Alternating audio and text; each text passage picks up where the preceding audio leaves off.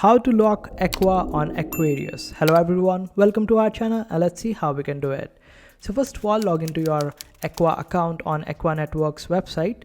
After that, you will be able to find the option of locker at the top. Just select it and wait for it to load. Right after that, you will find the option of let's start. Just click on it and wait for it to load.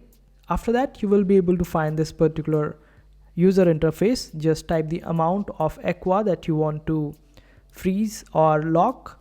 Just select it, then select the period for which you want to lock this particular Aqua. Suppose I want to lock it for more than 2026, so I will just type it manually instead of selecting it from the below option. So this way I will be able to lock it for longer than 2026. Just click on this option of freeze Aqua. This way you would be getting a prompt or the acceptance or approval message on your Lobster account. Just accept it, and this way you would be able to freeze or lock the Aqua. And this is how you do it.